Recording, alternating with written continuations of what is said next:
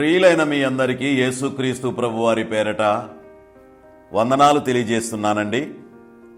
దేవుని యొక్క వాక్యమును ధ్యానము చేద్దాం. అపోస్తలుల కార్యాలు 8వ అధ్యాయము 9వ వచనము నుండి 24 వచనాల్లో ఉన్నటువంటి విషయాలను మనము ధ్యానము చేద్దాం. సీమోను అను ఒక మనుషుడు లోగడ పట్టణములో గారడీ చేయుచు తానెవడో ఒక గొప్పవాడనని చెప్పుకొనుచు సమరయ జనులను విభ్రాంతి పరచుచూ ఉండెను. కొద్దివాడు మొదలుకొని గొప్పవాని మట్టుకు అందరూ దేవుని మహాశక్తి అనబడిన వాడు ఇతడే అని చెప్పుకొనుచు అతనిని లక్ష్యబెట్టిరి.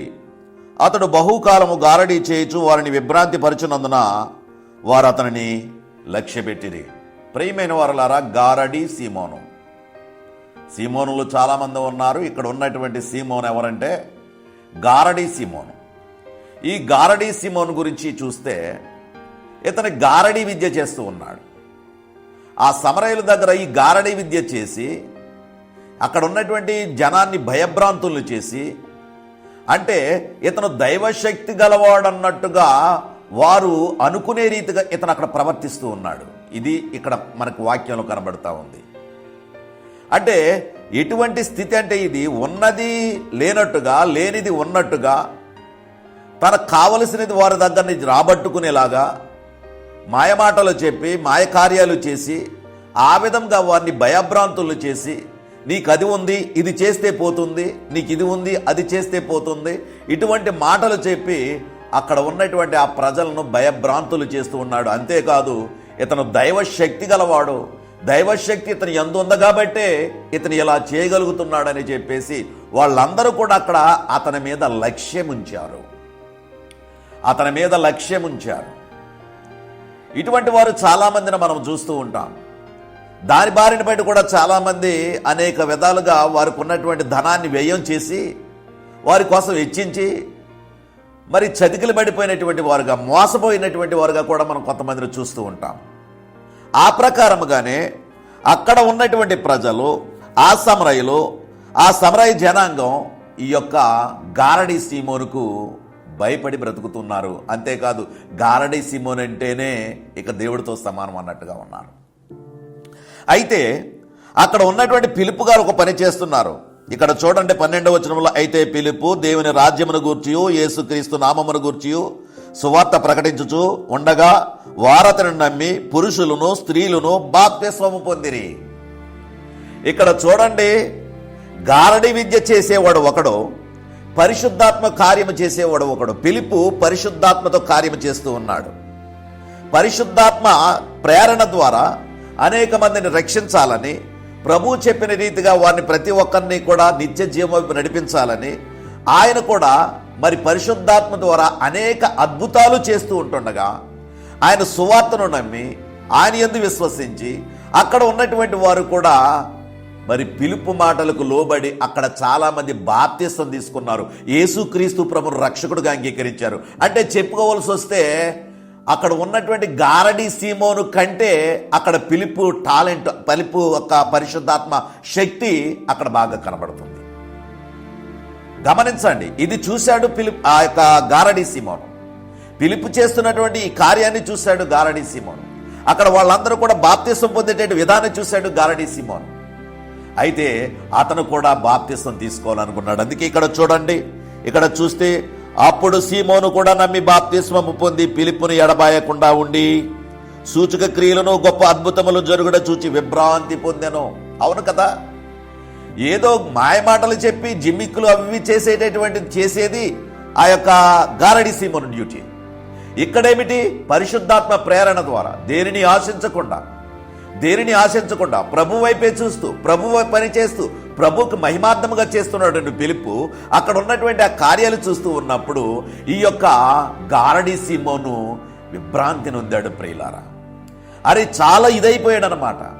నేను ఎంతో విద్య నేర్చుకొని ఇన్ని విధాలుగా జనాన్ని మభ్యపెట్టి ఇలా చేస్తూ ఉంటుంటే ఈ యొక్క ఆత్మ ప్రేరణ ద్వారా ఈ విధంగా కార్యాలు జరుగుతున్నాయి, అబ్బో గొప్ప దేవుడే అనుకున్నాడు. అక్కడ జరుగుట చూచి, అక్కడ సూచక క్రియలను గొప్ప అద్భుతములను జరుగుట చూచి విభ్రాంతి పొందినటువంటి గారడీ సీమోను. చూసారా పరిశుద్ధాత్మ శక్తి ఎలాంటిదో? అయితే అక్కడ ఏమైంది? 14వ వచనంలో సమరయ వారు దేవుని వాక్యము అంగీకరించరని యెరూషలేమును అపోస్తలులు విని పేతురును యోహానును వారి యొద్దకు పంపిరి. అక్కడ సమరయ వారు దేవుని యొక్క వాక్యం విని దేవుని యొక్క అంగీకరించారని తెలుసుకొని యెరూషలేములోని అపోస్తలులు విని పేతురుని యోహానుని వారి యొద్దకు పంపిస్తే వీరు వచ్చి వారి పరిశుద్ధాత్మ పొందవలనని వారి కొరకు ప్రార్థన చేశారు. పరిశుద్ధాత్మ ప్రేరణతో వీరు కూడా సిద్ధపడాలని వారు పేతురు యోహానులు వచ్చి ప్రార్థన చేశారు. ప్రార్థన చేసిన తరువాత వారు ప్రభువైన యేసు నామమున బాప్తిస్మం పొందారు. ఆ ప్రకారంగా ఆత్మీయంగా జీవితంగా బలపడుతూ ఉన్నారు. పరిశుద్ధాత్మ ప్రేరణ ద్వారా అక్కడ ఉన్నటువంటి ప్రజలందరూ కూడా ప్రభువుని ఎరిగి ప్రభు మహిమార్థమై జీవిస్తూ ఉన్నారు. అటువంటిదంతా చూస్తూ ఉన్నాడు. అయితే ఈ గారడీ సీమోన్లో ఉన్నటువంటి అసలు ప్రభు దగ్గరకు రావడానికి గల కారణం, పిలుపుని ఎడబాయకుండా ఉండడానికి గల కారణం, ఇక్కడ వీళ్ళందరూ చేస్తున్నటువంటి అద్భుత కార్యాలు చూస్తుండడానికి గల కారణం ఏమిటి అంటే దీని ద్వారా ఈ మ్యాజిక్లు ఈ జిమ్మిక్కులు చేస్తున్నటువంటి ఇతగాడు ఇటువంటి ఆత్మ మనము పొందుకుంటే, ఇటువంటివని మనము చేస్తే తప్పనిసరిగా వీళ్ళందరూ ప్రభావితులయ్యి మనకు చాలా డబ్బిస్తారు, ఆ ప్రకారంగా అదే ఆత్మను మనం కూడా పొందుకుంటే చాలా బాగుంటుంది అని అనుకున్నాడు. అందుకే అనుకున్నదే తడవగా ఏం చేశాడో తెలుసా? 17వ వచనంలో అప్పుడు పేతురును యోహానును వారి మీద చేతులుంచగా వారు పరిశుద్ధాత్మను పొందితే అపోస్తలు చేతులుంచట పరిశుద్ధాత్మ అనుగ్రహించబడినని సీమోను చూచి వాళ్ళు ఆ విధంగా పొందటి సీమోను చూచి అప్పుడు సీమోను అంటున్నాడు, వారి ఎదుట ద్రవ్యము పెట్టి. యోహాను దగ్గరికి పేతురు దగ్గరికి ఏం తీసుకొచ్చాడు? డబ్బు తెచ్చాడు. ఎందుకంటే ఇప్పుడు ఒక 10,000 ఖర్చు పెడితే తర్వాత లక్షలు వస్తాయి. ఇప్పుడు ఒక 5,000 ఖర్చు పెడితే తర్వాత ఇంకా 50,000 వస్తాయి, లేకపోతే అంచెంతలకు ఇంకా పెరుగుతూ ఉంటుంది అని చెప్పేటటువంటి ఉద్దేశంతో ఈ యొక్క గారడీ సీమోను ఏం చేశాడంటే ఆ డబ్బు తీసుకొచ్చి పేతురు యోహానుల దగ్గర పెట్టి, నేను ఎవరి మీద చేతులు ఉంచెదనో వాడు పరిశుద్ధాత్మను పొందినట్లు ఈ అధికారము నాకు ఈడని అడిగాను. చూసారా, అతనిలో ఉన్నటువంటిది ఏంటో ఇక్కడ తేలిపోయింది. గారడీ సీమోన్లో ఉన్నటువంటి విషయం ఏమిటో తేలిపోయింది. బాగా ఆలోచించండి. ఈరోజు యేసుక్రీస్తు ప్రభు దగ్గరకు రావడానికి, యేసుక్రీస్తు ప్రభు పని చేయడానికి, యేసుక్రీస్తు ప్రభుని మరి 10 మందికి చెప్పడానికి ఏదో పరిచయిస్తామని వస్తున్నారు. ఒక్కసారి ఆలోచించండి. వచ్చేటటువంటి ప్రియమైన సేవకులారా అందరూ కూడా ఆలోచించండి. దేనితో వస్తున్నాం? ఇక్కడ ఉన్నటువంటి గారడీ సీమోను టైపులో ఉన్నామా? ఇది మనం పొందుకుంటే, ఈ విధమైన ఆశీర్వాదాలు చెప్తే, ఈ విధమైన సూచక్రియలు చేస్తే, ఈ అద్భుతాలు చేస్తే ఈ విధంగా జనాలు మనకి పట్టం కడతారు, అనేక కానుకలు పట్టుకొచ్చేస్తారు, ఆ విధంగా మనం బ్రతకొచ్చు, గొప్పవాళ్ళం అయిపోవచ్చు అనుకుంటే ఇక్కడ గారడీ సీమోన్ లాంటి వాళ్ళే అటువంటి వాళ్ళందరూ కూడా ఇప్పుడు ఉన్నటువంటి ఆ పరిచర్య చేస్తున్నటువంటి వాళ్ళు. జాగ్రత్తగా గమనించండి. ఈ గారడీ సీమోను పట్టుకొచ్చి అక్కడ పాదాల దగ్గర పెడుతున్నాడు. అక్కడ పెట్టినప్పుడు అంటున్నారు, ఏమంటున్నారు? 20వ వచనంలో చూడండి. అందుకు పేతురు, నీవు ద్రవ్యం ఇచ్చి దేవుని వరమును సంపాదించుకుందామని తలంచుకున్నందున నీ వెండి నీతో కూడా నశించునుగాక. నీ హృదయము నీ దేవుని ఎదుట సరైనది కాదు కనుక ఈ కార్యముందు నీకు పాలు పంపులు లేవు. అది ఎలా మాట్లాడారు చూసారా దైవ సేవకులు, ఆత్మపూర్ణులైనటువంటి వారు. యోహాను పేతురులు గారు ఎలా మాట్లాడారో చూడు. నీకు ఇందులో పాలు పంపులు లేవు. ఈ రోజున సంఘంలో అటువంటి వారికి పాలు పంపులు లేకుండా చేయండి. అటువంటి బీజం పడకుండా చూడండి. గారడీ సీమోనులాగా తయారై సంఘాన్ని విడిచిపెట్టేసి బయటకు కూడా పోతున్నారు. వేరే సంఘం పెట్టేసుకుంటాను, వేరే కుంపడ పెడతాను, ఈ విధంగా వెళ్ళిపోయేటటువంటి వారు. చాలా జాగ్రత్త. గారడీ సీమోనులాగా వ్యవహరించకండి. ఇక్కడ ఉన్నటువంటి తీరు, అక్కడికి వచ్చిన తర్వాత వాళ్ళు చెప్తున్నారు ఏమంటున్నారు? 22వ వచనంలో, కాబట్టి నీ చెడుతనము మానుకొని మారు మనసు పొంది ప్రభువుని వేడుకొనుము. చాలా బాగా 21లో కూడా ఏమన్నాడు?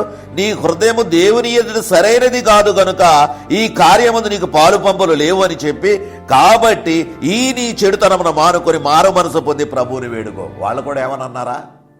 పేతురు యోహానులో ప్రేమ కలిగిన వారండి, ఒక సహోదరుని ప్రేమించేవారు. అయినప్పటికీ అతను చేస్తే నువ్వు చేసింది సరికాదు, ఇప్పటికైనా సరే మారు మనసు పొందు. ప్రియమైనటువంటి వారులారా, ఎప్పటికైనా మారు మనసు పొందండి. నిజమైన మారు మనసు పొందండి. ఎందు నిమిత్తం వచ్చారో మీరు అర్థం చేసుకోండి. ఒకవేళ వచ్చిన పని అదైతే మార్చుకోండి. నేను ఎలాగే మాట్లాడతాను. ఎందుకంటే నాకు తారసపడే వాళ్ళు ఎక్కువ మంది ఇటువంటి వాళ్లే. ఆ విధముగా ఉండేటువంటి జీవితాల్లో కనిపిస్తున్నటువంటి వారే. కాబట్టి చాలా జాగ్రత్త సుమా. గారడీ సీమోన్లా వచ్చి డబ్బు పట్టుకొచ్చి పెట్టి ఆ ఆశీర్వాదాలు నాకు వచ్చేలాగా, ఆ పరిశుద్ధాత్మ నేను పొందుకునేలాగా నాకు చేయండి అని వేడుకుంటున్నాడంటే ఎంతటి భయంకరమైన వాడు ఈ గారడీ సీమోను అర్థం చేసుకోండి. అందుకే వారు ఏమంటున్నారు, కాబట్టి నీ చెడుతనమును మారుకొని మానసు మనసు పొంది ప్రభువును వేడుకో, ఒకవేళ నీ హృదయాలోచన క్షమించబడవచ్చు. నీవు ఘోరమైన దుష్టత్వములోనూ దుర్నీతి బంధకములలోనూ ఉన్నట్టు నాకు కనబడుచున్నదని చెప్పాను. అది గడగడలాడించేశారు, దడదడలాడించేశారు యోహాను పేతురులు సీమోన్ని, గారడీ సీమోన్ని దడదడలాడించేశారు. నీ హృదయం మంచిది కాదు, నీ బుద్ధి మార్చుకో, దేవుడు ఇప్పుడైనా పించిపోయింది లేదు, నిన్ను క్షమిస్తాడు అని చెప్పి మాట్లాడినప్పుడు సీమోను కంగారైపోయాడండి. సీమోను కంగారయ్యాడండి. ఇక్కడ చూడండి 24వ వచనంలో, అందుకు సీమోను, మీరు చెప్పిన వాటిలో ఏదీ నా మీదకు రాకుండా మీరే నా కొరకు ప్రభువుని వేడుకొమ్మని చెప్పాను. అయ్యా, నా మీదకి ఏదీ రాకుండా మీరు నా కొరకు ప్రభువుని వేడుకోనండి. అటువంటి శాపము నాకొద్దు, నేను నిజంగానే వస్తాను, ఆ శాపం నేను భరించలేను. మీరు పరిశుద్ధాత్మ శక్తి ఎంత పవర్ అని నాకు అర్థం కాలేదు. ఇప్పుడు వచ్చిన తర్వాత ఏదో స్వార్థంతో వచ్చాను, దీనితో ఆటలాడుకుంటే నేను నాశనం అయిపోతాను ఇప్పుడు అర్థమైంది. అటువంటి ఉగ్రత నా మీదకి రాకుండా మీరే ప్రార్థన చేయండి, మీ దేవుడికి మీరే చెప్పండి, నా మీదకి ఏ కోపం, ఏ విధమైనటువంటి ఉగ్రత రాకుండా నన్ను కాపాడమని వేడుకోమని అంటున్నాడు గారడీ సీమోను. ప్రియమైన వారలారా, జాగ్రత్తగా ఆలోచించండి. గారడీ సీమోను స్థితి ఎంత భయంకరమైనదో కదా, ఎంత భయంకరమైనదో కదా. సంపాదించుకోవాలని వచ్చాడు, పరిశుద్ధాత్మ ప్రేరణతో ఇక్కడ తెలిసింది, నీ హృదయంలో వచ్చిన తలంపు మంచిది కాదు, ఇప్పటికైనా మేలు. నువ్వు తప్పనిసరిగా పరిశుద్ధాత్మను మోసపుచ్చావు కాబట్టి ఇప్పటికైనా మారు మనసు పొంది ఉంటే దేవుడు తప్పనిసరిగా నిన్ను క్షమిస్తాడని చెప్పి పేతురు యోహానులు అన్నప్పుడు అతను వేడుకుంటున్నాడు, దేవునితో మీరే అడగండి, నా మీదకి అటువంటిది ఏది రాకుండా చూడండి. ప్రియమైన వారలారా, దేవుని దగ్గరకు వస్తున్నాం, వాక్యం నేర్చుకుంటున్నాం, పని మీద బయలుదేరుతున్నాం. పని మీద బయలుదేరుతున్న మనం ఏ విధముగా ఉన్నాం? ఆత్మల భారంతో ఉన్నామా, ఆస్తుల భారంతో ఉన్నామా? ఏ విధంగా ఉన్నాం మనల్ని మనం ఆలోచించుకుని ప్రభు మహిమార్థమై బ్రతకాలి. యేసుక్రీస్తు ప్రభు నీ కొరకు నా కొరకు మనందరి కొరకు కలువరి శిలలో వేలాడి చనిపోతూ వీరిని క్షమించమని వేడుకుంటే మన జీవితాలు ఏమిటండి?